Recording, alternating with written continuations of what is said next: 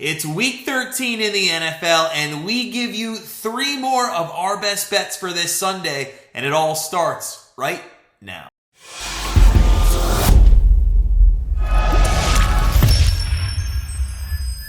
Hey guys, it's Matt from Grandstand, Bettors.com, and we have 3 more NFL picks for you for this Sunday for week 13 in the NFL. But first, if you're new to Grandstand Bettors, go ahead and hit that subscribe button so you don't miss any of our free picks and free predictions all season long. While you're at it, smash that like button if you are ready for the college football rankings, the final ones to come out at noon this Sunday. But hey, without further ado, let's dive in to NFL week number 13 with our 3 free picks. And the first pick that we're going to look at is in the New York Giants and Miami Dolphins game. This one is at 1 p.m. Eastern time slot. Dolphins are favored by 6 points here. The over-under has dropped down to 39.5.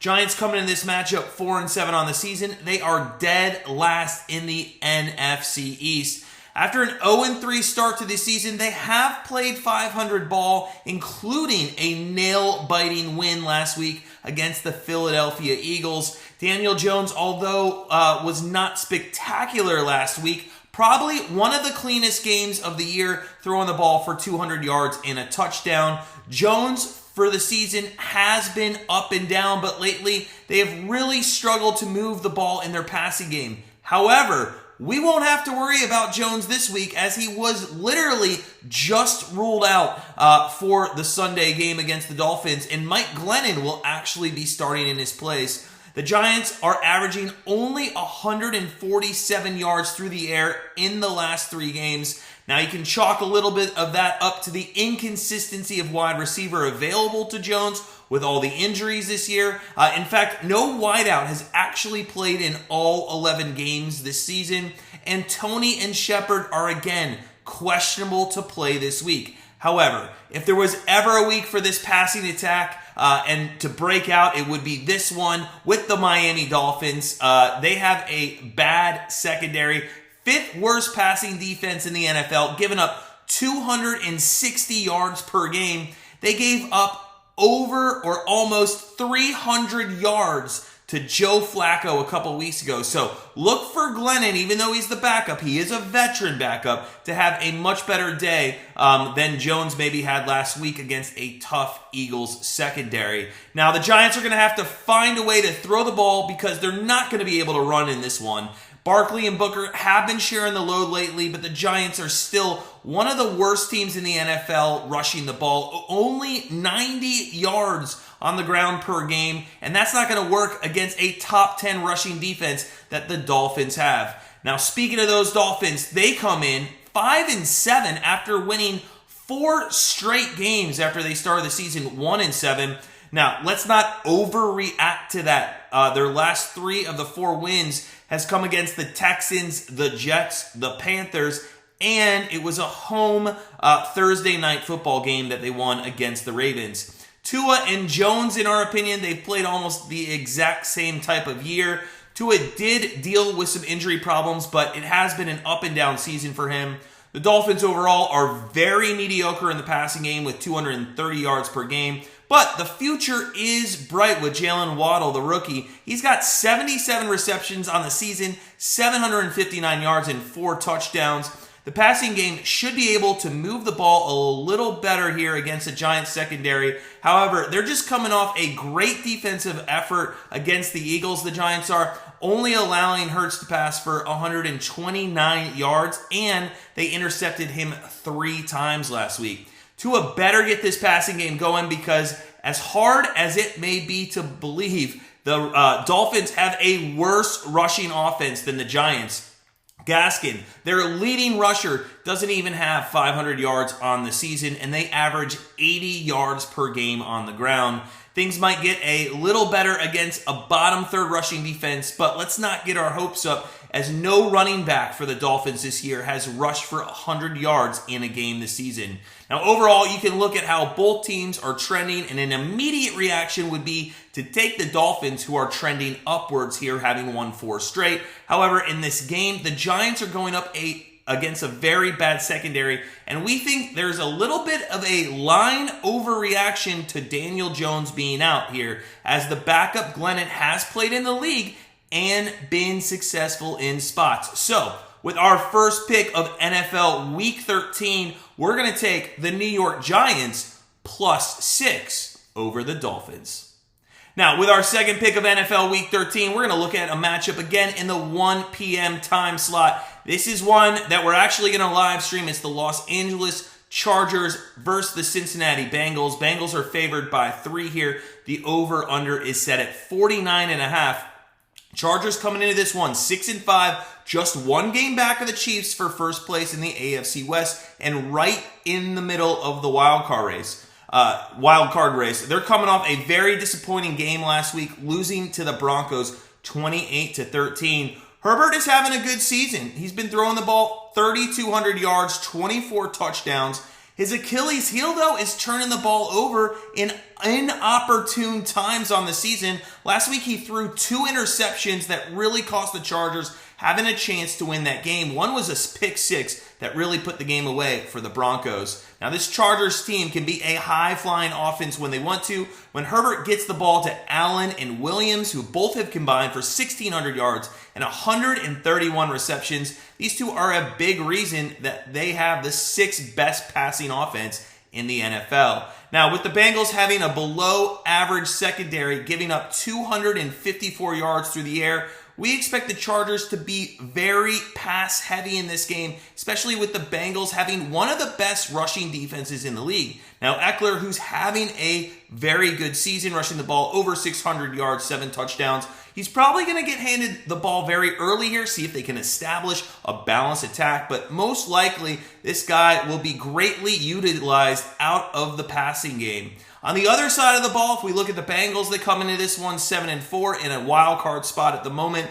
After they got trounced a couple weeks back from the Browns, they come into their bye week and out of their bye week winning easily against the Raiders and Steelers, and this is definitely contributed by their offense. They're averaging 28 points per game this season. A large part of can be attributed to Joe Burrow and a decent passing attack. He's closing in on 3,000 passing yards on the season. Rookie Jamar Chase has led the way with over 900 receiving yards and 8 touchdowns.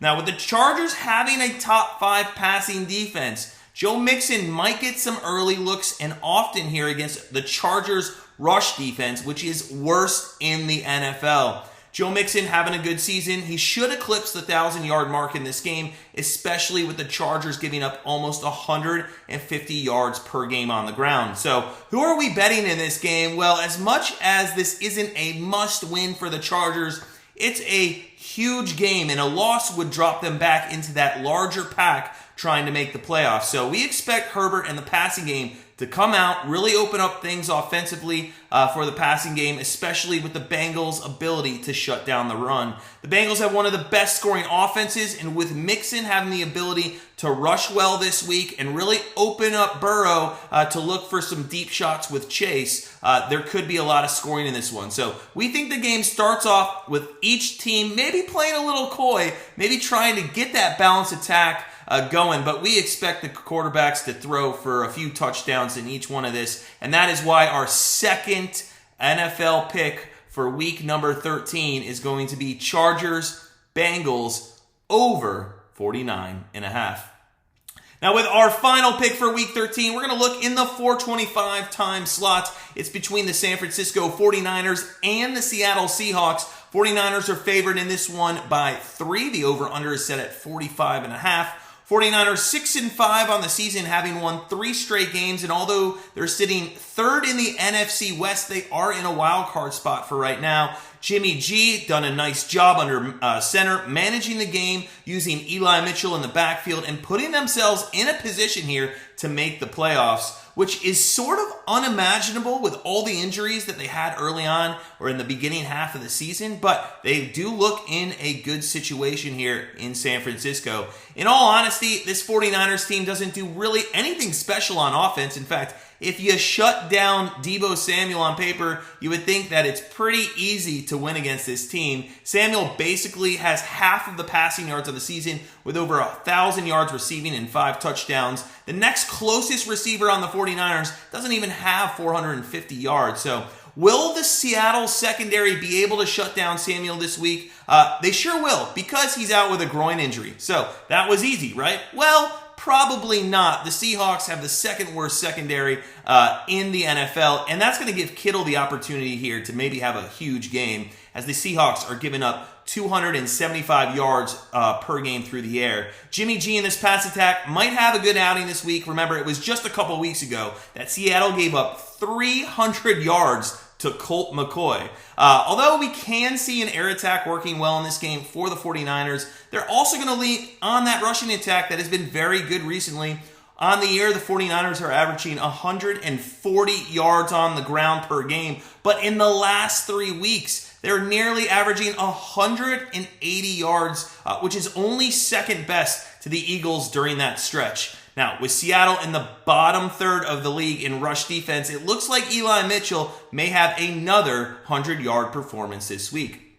Speaking of the Seahawks, they come into this game 3-8 on the season after losing on Monday night to the Washington football team 17-15. Now, we can blame part of the season on the loss of Russell Wilson to the finger injury and the injuries as a whole as the running back and defense have had to deal with this season. But overall, it is one, if not the worst year for Pete Carroll here in Seattle. Russell Wilson, although he hasn't been having a good year under center, he is keeping things somewhat afloat by not turning the ball over. His TD to interception ratio is 12-3, and 2 of those picks were actually just in one game this season. Now, he continues to try to find Lockett and Metcalf as his top targets. Although, ever since Wilson came back from that injury, it doesn't look like he wants to target Metcalf at all. Metcalf's coming off a 2-target, 1-catch for 13-yard Monday Night Football loss there, and Russ Wilson's not going to be able to move the football, most likely, against a very stingy 49ers pass defense. So, will the Seahawks have to lean on the run, right? Well, Collins is questionable for this one. Does look like Penny's coming back this week, but really doesn't hinge on the running back. It hinges on the offensive line. Can they give a running back a hole to run through? And with basically the entire O-line listed as questionable, we're not going to count on that happening this week. This team only averages 92 yards on the ground anyway. So what it sounds like is the 49ers should run away with this one pretty easily, right? Well, the lines move that way, although there has been some buyback on the Seattle Seahawks. And they're definitely the 49ers playing for a playoff spot, whereas the Seahawks are actually just playing for some pride. But this game is in Seattle, and we wouldn't be surprised if Seattle comes out, takes an early lead here. So the 49ers team, they're really not built to play from behind, especially with how they run the ball. And this might force Jimmy G to throw the ball much more than he would like. But in all honesty, that is going to work out for him just fine for that offense. As the Seahawks, we mentioned, their secondary not very good. Again, allowing Colt McCoy to have 300 yards passing a few weeks ago. So we think the Seahawks here, they're going to put up 2 or 3 touchdowns in this one. And we think the way the offense has been going for the 49ers and clicking Garoppolo and Mitchell, they should be able to take advantage of the Seattle defense, score 3 to 4 touchdowns. So look for this one to actually might have to sweat this one out with our final pick. But with our final pick, we are going to take the 49ers and the Seahawks over 45.5. That's it for us here at Grandstand Bettors. We're going to be live streaming, I think, the Chargers-Bengals game this Sunday at 1 p.m. as the Browns are off for the week. Also, our Monday Night Football free pick will come out during the Sunday Night Football game. Also, listen, if you haven't joined our Patreon, head on over to Patreon, join our little membership there. It's $6.99 for the month. You get a sports pick each and every day. While you're at it, head on over to grandstandbettors.com. Become part of our family. Start living our grandstand life. And if you like the little southern accent there, it's a little shout out to Brian Kelly in LSU. So, Brian Kelly, thanks for putting a little southern accent for all of those LSU fans out there. Anyways, guys, as always, sit back, relax, enjoy week 13 of the NFL, and we'll see you next week.